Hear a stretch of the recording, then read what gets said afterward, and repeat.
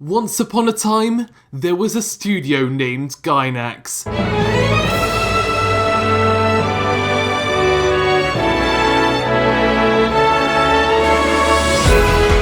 Set up in 1984 under the name Daicon Film, the studio quickly became an icon with works such as Daicon III, Nadia, The Secret of Blue Water, and later Neon Genesis Evangelion. Then Hiroyuki Imaishi came to work for Gainax in 1995, directing Gainax's first ever solo TV series, Gurren Lagann. However, by this time, Hideaki Anno had already left Gainax for Kara, studio founder Toshio Okada had left to become a lecturer and anime YouTuber. No, seriously, he's actually an anime YouTuber now. It's crazy. And skipping ahead 4 years, Imaishi left as well to create Studio Trigger. However, it's not that clear cut. Ex-Gainax staff didn't just go to Trigger, Kara or Anime YouTube. Some went freelance. One of them being Atsushi Nishigori, animator, animation director, and character designer of both Gurren Lagann and Panty Stocking.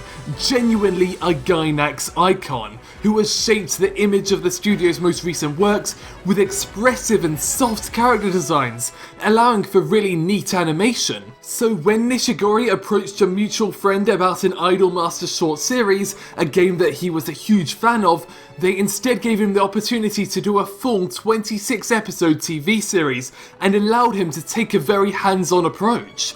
But this video isn't about Nishigori. This is about the woman who made his work come alive, helping make The Idolmaster one of the greatest animated TV shows out there.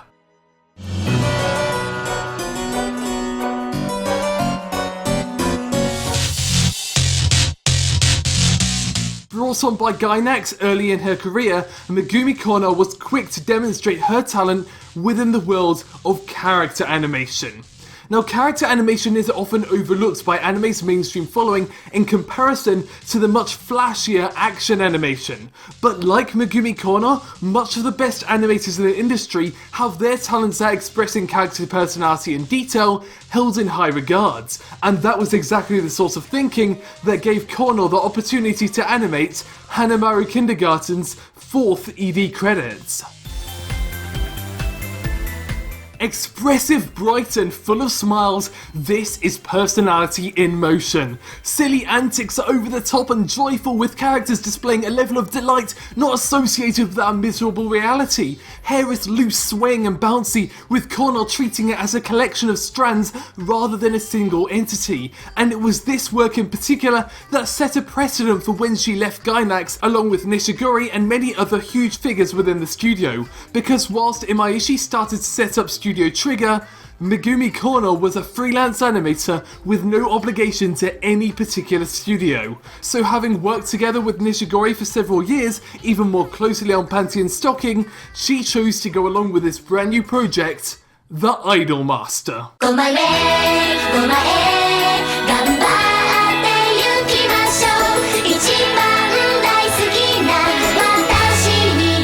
With Nishigori employing his personal aesthetic that many had associated with Gainax, the show was buzzing with some of the coolest animators in the industry, from ex-Kyoani vets like Yusuke Matsuo to future whiz kids like One Punch Man and Little Witch Academia's Shuhei Handa. However, amongst these names, it was Megumi Kouno that constantly stood out, delivering some of the best work within the show. With Idol series constantly arising due to both the commercial potential and popularity of the genre, many directors and producers have struggled with being able to portray these performances on screen. You can get away with stiff character animation in conversations, but when they dance, and the constant resolution to much of this, from Love Live to Aikatsu to The Great Show by Rock, has been CGI. But Nishigori always had a different solution to this. From the moment he left Gainax, he had a solution to this. And his solution was Megumi Kouno.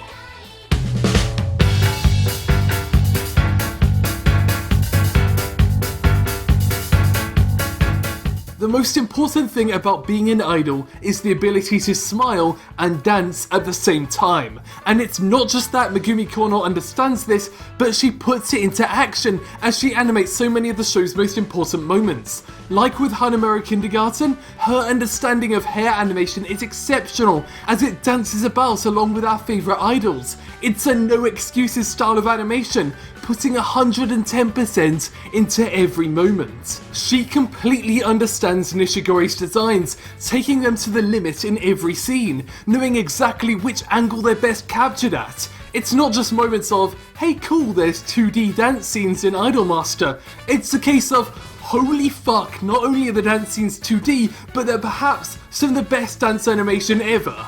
And even after Nishigori left the franchise, Kouno stayed on the project for Cinderella Girls, and honestly, it only got better.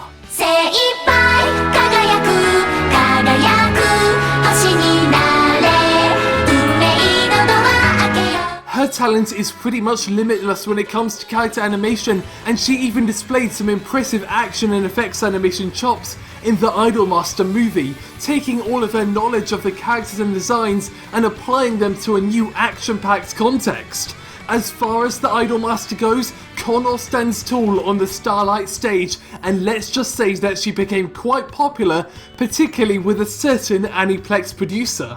Brought onto the first episode of Love Lab by producer Yosuke Toba, who she'd worked with on Idolmaster, her work is incredibly standout. And you know all those Love Lab reaction gifs that everyone likes using? You know, these?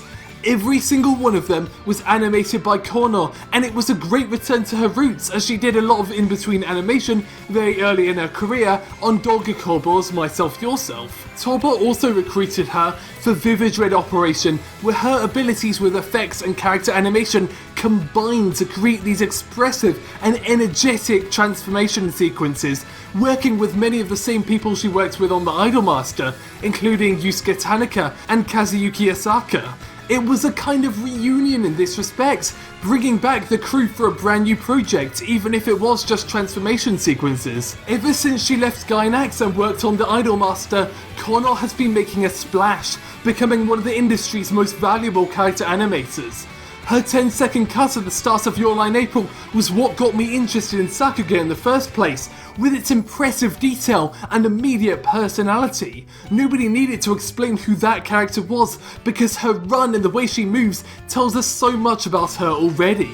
This video was actually meant to come out in June of 2015, so apologies to those that have had to wait this long. Thanks for watching the Canipa Effect, and if you went to Anime Next, then you would have had the opportunity to meet Megumi Kouno yourself. Personally, I would have loved to go, as I absolutely adore her work. But, well, you know, restraining orders.